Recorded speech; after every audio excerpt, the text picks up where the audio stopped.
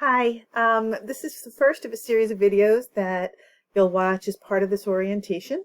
And this one is going to look at the syllabus together. And so the purpose, we're going to have one on the syllabus, we'll have one on the general organization of Blackboard in our course, and then one about the first paper assignment. So this one with the syllabus, you're going to access your syllabus on the left-hand toolbar over here. It's right underneath your textbook, and we'll talk about the textbook as well. So if we click on the syllabus, you'll see that there's two documents here. One is the college policies document, and that is I've separated out all of the information that the college requires me to put on the syllabus, but that will be the same on every syllabus you get from every course. So it's important, but that won't be information unique to our course. So we're going to look at the actual syllabus, which is information about our course. And after we go past our COVID page here, we can take a look at just information about how to reach me. There's information about the fact that this is an online asynchronous course. And that means, hopefully you already know what that means, but that means that we do not have class meetings, that we will not certainly meet at the college at all, but we also won't have scheduled meeting times online. That's not part of our course. You will have due dates as we'll look at, but there's no specific times of any day that you need to be on the course. My office hours are also going to be virtual, so just because we're not meeting doesn't mean that we can't schedule times to meet if there's things you want to talk about, and those things might be practical matters, or they might be content matters where you're not understanding something and you want to discuss it with me further. So my scheduled times are Wednesday mornings at 10 and Wednesday evenings from 5 to 7. And we'll use this link here, this WebEx link, which is an active link that you can click on. It'll bring you right to my personal WebEx room. I'm also available other times, so if those Wednesday times don't work for you, you just need to reach out to me and ask me to schedule another time with you, and I'll do my best to be available at a time that works for you. Either way, I'm not just going to sit on that virtual platform during my office hours. So you're going to need to reach out to me and say, hey, I'd like to meet with you at 10 o'clock on Wednesday morning, and I'll make sure I'm on at that time. So please do use my office hours.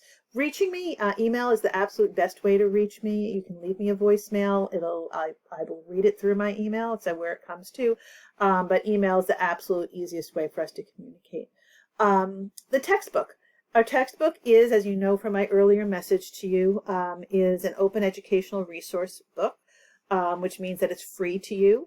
And I've provided the PDF of that here on Blackboard, right where you found the syllabus, just right above that. You can also purchase a hard copy if you want to, and that information is right here. Just because it's free doesn't mean it's any less of a good textbook. I actually like this textbook quite a lot. And you will need to read the textbook, so make sure that you download a copy of it to your device so that you have it even if you're offline. You will need to read it each week. So coming down here, let's talk about evaluation and grading. We operate on a 1,000-point system, and some of you may have encountered this system in other courses. But a 1,000-point system, there's two things I love about the 1,000-point system. The first is how transparent it is. There's no percentages, there's no letter grades that you need to figure out how they affect your grade. It is just adding up points. That you earn points, they go in a bucket. The maximum points you can earn through our regular work, not counting extra credit work, is 1,000. Extra credit points just get thrown into the same bucket. And so you're adding up, hopefully trying to get as close to 1,000 as you can by the end of the semester. So the transparency and the simplicity of that is one thing I love. The other thing that I really love is that you get to keep every point you earn, right? So in a traditional grading system, if you got a 50 out of 100 on an exam, not a great grade, but if you got a 50 out of 100 on an exam, you would have an F on that exam, and essentially, right, that counts as a 0, which means that it's as if you never showed up and took the exam, and you get no credit for the 50% of the material that you knew. In a 1,000-point system, you keep those 50 points. So it's still not great. You still lose 50 points, but you do keep the 50 points that you earned. And so I like that it gives you credit for every single thing you succeeded on during the course, not just whether you met a certain level of success. So I do like that quite a lot. So it's a 1,000-point system. And so let's talk about how we get to those 1,000 points. You will have 4 exams. They're worth 100 points each. Those will be a mix of multiple choice and kind of paragraph long open-ended questions. So very, very short essays, or I think of them as long open-ended questions. So yeah, like 4 or 5 sentences each. And so 30 multiple choice questions, 10 of those open-ended questions on each of the exams. The format for the exams will be the same on each exam. We have an exam every 2 chapters. There is no cumulative midterm or cumulative final. That you just have an exam after every 2 chapters, and then you've shown me what you understand about that material. So that adds up to 400 points total, or about 40%, or exactly 40% of your grade. You're also going to have 2 short written papers. There'll be a separate video about those papers. So especially the first one, video right now about the first one. And so the first one is worth 130 points. 100 of that is the paper itself. 30 is you handing me in the article that you're going to use for it ahead of time. And then the second paper is worth 150 points. We're at 280 for those. And then you also will have online quizzes, and this goes back to the necessity of reading. The online quizzes are due by the Thursday after a module, after a chapter opens, and they'll be found within the chapter folder. We'll look at that in a moment in the next video. They're 10 points each. They're not a lot of points, so only a total of 80 points overall for the 8 chapters that we'll be covering this semester. The purpose is for you to check how well you understand the material as you start looking at it. You know, it's the first thing that's due in any of our 2-week-long chapter sessions. So you can take those quizzes as many times as you want. There's no limit on how many times you can take them. They're 10 multiple choice questions. And so Blackboard will only count the highest grade. So really it's what I think of as a formative assessment, right? It's helping you to learn material as opposed to evaluating how well you've learned it. But do be sure to do those.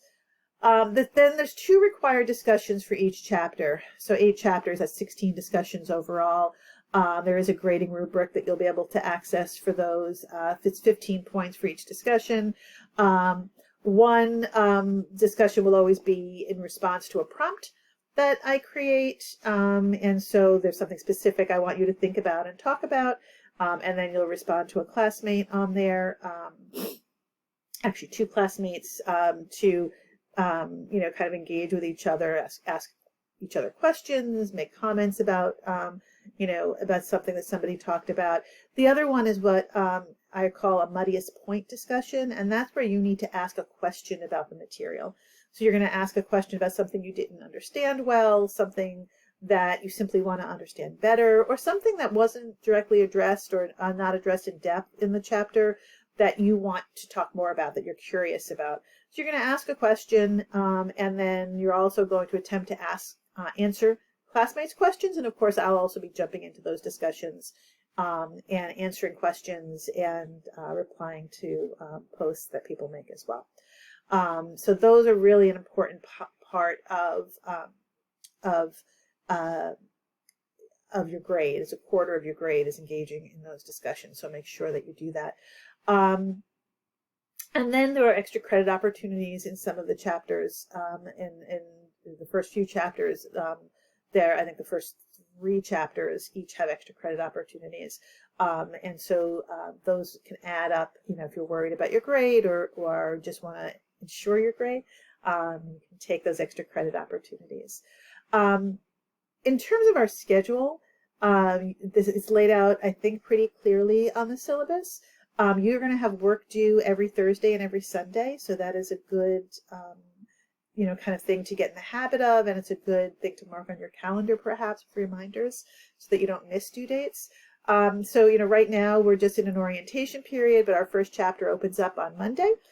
And as with most of the chapters, it opens on a Monday and goes for 2 weeks, ending on a Sunday night. And so it's open for 2 full weeks.